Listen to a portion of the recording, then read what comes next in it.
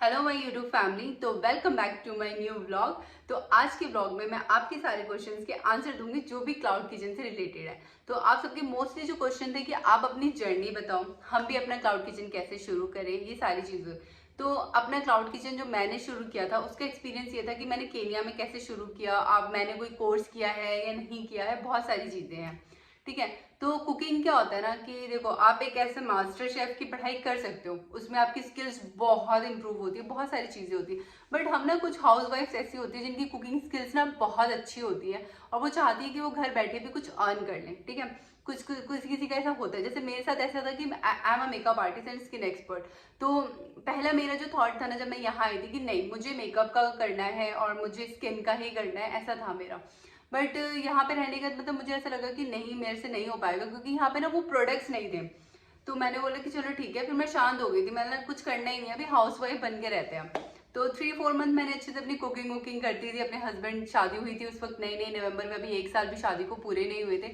और शादी के बाद मैं तुरंत केन्या आ गई थी। तो मेरे लिए सिटी भी बहुत डिफरेंट थी, बहुत सारी चीजें थी। तो मैं ना अपने हस्बैंड के साथ जब कहीं खाने के लिए जाती थी, एल्डोरेट की बात है, तो मुझे ना वो टेस्ट नहीं आता था इंडिया वाला। मुझे हमेशा ऐसा लगता था यार इससे बेटर तो मैं बना लेती हूँ घर में, मतलब मुझे ऐसा नहीं भूलना चाहिए, बट हमेशा मेरे माइंड में ना यही होता था, मतलब जब भी खाने के बाद कि यार इतना महंगा खाया और स्वाद भी नहीं मिला। अगर हम पैसे देते ना तो हमें ऐसा लगता है टेस्ट तो मिलना चाहिए। ठीक है, थोड़ा बहुत आपको रेस्टोरेंट जैसे नहीं मिल रहा है इंडिया जैसा, बट थोड़ा अच्छा मिलना चाहिए। हमें लगता था यार ये अनहेल्दी भी लग रहा है, मतलब ऑयल भी अच्छा नहीं लग रहा है और बहुत सारी चीजें लगती थी। तो हमने बाहर का तो खाना बंद ही कर दिया था यहाँ पे रहने के बाद। उसके बाद मुझे लगा कि चलो एल्डोरेट में नहीं है, मैं नैरोबी, यहाँ की जो मेन सिटी थी, मैंने वहां पे भी फूड ट्राई किया। और मेरा जो पर्सनल एक्सपीरियंस है, मुझे नहीं अच्छा लगा। मैं जब भी नैरोबी जाती हूँ मैं डोमिनोज जरूर चली जाती हूँ, वहाँ का पिज्जा विज्जा खाती हूँ क्योंकि वो टेस्टी होता है, नो डाउट।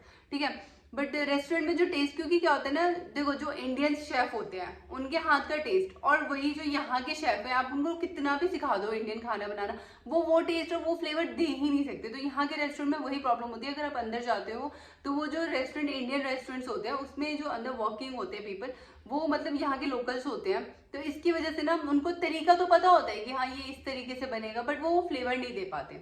तो उसके बाद क्या हुआ था कि एल्डोरेट में मैं ये काम नहीं स्टार्ट कर पाई थी। मैंने अपने हस्बैंड को बोला था, तो उन्होंने बोला नहीं अभी शादी हुई है, अभी इंजॉय करो, ऐसे ऐसे करके। आफ्टर 4 मंथ बाद हम यहाँ शिफ्ट हो गए, उनकी जॉब शिफ्ट हो गई, सब चीजें हो गई, न्यू जॉब लग गई। तो ये थोड़ा विलेज टाइप का था। एल्डोरेट बहुत अच्छा था, मतलब मैंने उसकी वीडियो वगैरह भी पहली वाली अपलोड कर रखी है, अगर आप मैंने शॉर्ट्स में, मिनी ब्लॉग्स में अगर आप जाके देखोगे तो यहाँ पे जब हम आए ना तो हमें अच्छा नहीं लगता था, मुझे तो बहुत अलोन फील होता था। क्योंकि मैं जहाँ पे रहती थी ना वहाँ इंडियंस ही नहीं थे, मतलब अगल बगल सब जगह मतलब यहाँ के लोग थे। तो मुझे थोड़ा अच्छा नहीं लगता था, मैं बहुत अलोन रहती थी। मतलब एल्डोरेट में ऐसा था, बहुत इंडियंस थे, मतलब हमारी पूरी सोसाइटी इंडियन से भरी पड़ी थी। तो वो ना इंडिया वाला फील रहता था हमेशा कि हाँ सारी चीजें सेलिब्रेट कर रहे हैं, सब चीजें हो रही हैं। बट यहाँ ऐसा कुछ भी नहीं था। तो धीरे धीरे क्या हुआ कि मैंने अपने हस्बैंड से बोला यार प्लीज यहाँ पे कुकिंग का कुछ स्टार्ट करते हैं, यहाँ पे तो ऑप्शन भी नहीं है लोगों के पास, शायद हमारे पास लोगों के आने लग जाए ऑर्डर्स वगैरह। तो उन्होंने बोला कैसे करोगी, बहुत सारी चीजें थी। मेरे हस्बैंड ने बोला मतलब देखते हैं, पहले अपना माइंड ना सेटअप कर लेते कि करना है तो करना है वाला होगा तो सब कुछ सॉल्व हो जाएगा। अगर आपका रहेगा कि अरे कैसे होगा, तो नहीं कर सकते हो। तो हमने पहले माइंड बनाया कि नहीं हमें अब करना है। ठीक है। तो उसमें हुआ क्या कि अब हमने अपना मेन्यू बनाया।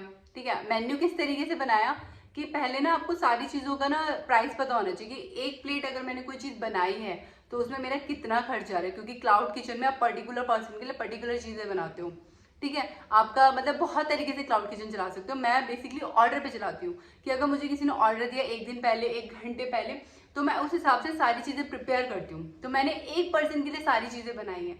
तो मैं क्या करती हूँ, सारी चीजों का प्राइस मैंने लिखा है एक जगह कि इतना इतना लगता है। उस पर क्या हुआ, अपनी मेहनत देखी कि मैं कितनी देर काम कर रही हूँ, 1 घंटा कर रही हूँ उस डिश के लिए, आधा घंटा कर रही हूँ या 2 घंटा लग रहा है मुझे। तो उसके हिसाब से किसी चीज का प्राइस पे मैंने 50% अपना अर्निंग रखा, किसी पे मैंने 30% रखा है। और लिक्विड चीजें जैसे शेक्स वेक्स है उसमें मेरा 15 to 20% का है, 25% का भी है। तो मैंने इस तरीके से रखा है अपना मार्जिन। ठीक है, तो अगर आप इंडिया में हैं या किसी भी कंट्री में तो आप इसी तरीके से अपना मेन्यू डिसाइड कर सकते हैं। ठीक है, इस तरीके से नहीं कि मेरा इतने का है तो आपका भी उतने का होगा, इस तरीके से अगर आप करोगे तो नहीं होगा। दूसरा, आपको ना एरिया देखना होता है। ठीक है, मैंने क्लाउड किचन में अपने चेंज क्या किया था कि मैं जब नैरोबी गई थी तो मैंने देखा था कि वो हाफ प्लेट में इतनी क्वांटिटी देते हैं और मैं इससे ज्यादा क्वांटिटी देती हूँ, मतलब मैं फुल प्लेट वाली क्वांटिटी हाफ में दे रही हूँ। तो मैं ये गलती करती थी। तो जब मैंने ये सब चीजें देखी तो मैंने बहुत सारी चीजें चेंज करी मेन्यू में अपने। प्राइजेस वगैरह भी बहुत चेंज किए थे स्टार्टिंग में मैंने, मतलब पहले मैंने बहुत कम रख दिया था।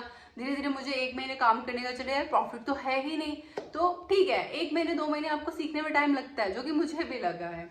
तो ये सारी चीजें थी। मेन्यू हमने स्प्रेड कैसे किया, तो हमारे पास कोई लाइसेंस नहीं था, बहुत सारी चीजें नहीं थी, और हमने लेना जरूरी इसलिए भी नहीं समझा क्योंकि अभी हमें यहाँ रहना, कभी कहीं और रहना, जॉब हमारी शिफ्ट होती रहती है, ट्रांसफर्स होते रहते हैं हॉस्पिटल्स के। तो हुआ यूं कि मैंने अपना मेन्यू बनाया, जो भी चीजें मुझे अच्छे से बनानी आती थी।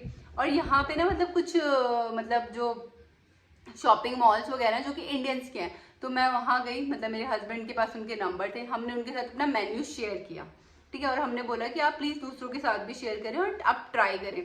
और आप नहीं मानोगे, मेरे साथ हुआ यूं कि मेरे पास सबसे ज्यादा ऑर्डर आए मोमोज के, और मुझे मोमोज खुद भी पसंद है, खुद बनाना भी पसंद है, और मतलब मैं बहुत अच्छे से बनाती हूँ। मतलब मेरे मोमोज के ऑर्डर्स अगर नहीं भी तो कभी किसी से भी आते हैं, मतलब यहाँ से 1 घंटे के डिस्टेंस पे है, ठीक है, वो स्पेशली ऑर्डर करते हैं, वो यहाँ लेने आते हैं, ठीक है, और लेकर जाते हैं। तो वो 2 घंटे का ट्रैवल सिर्फ एक मोमोज खाने के लिए करते हैं। और मेरे पास ऐसे ऐसे कस्टमर्स भी हैं जो मुझे नैरोबी इन सब जगह से बोलते हैं, बट मैं वहाँ कैसे डिलीवर करूँ, पॉसिबल नहीं है। तो मुझे उनको बहुत रिक्वेस्ट करके सॉरी और मतलब ये सब बोलना होता है कि सॉरी मैं आपको नहीं खिला पा सकती, क्योंकि 8 घंटे दूर मैं मोमोज कैसे डिलीवर करूँ, बहुत सारी चीज़ें ऐसी होती हैं।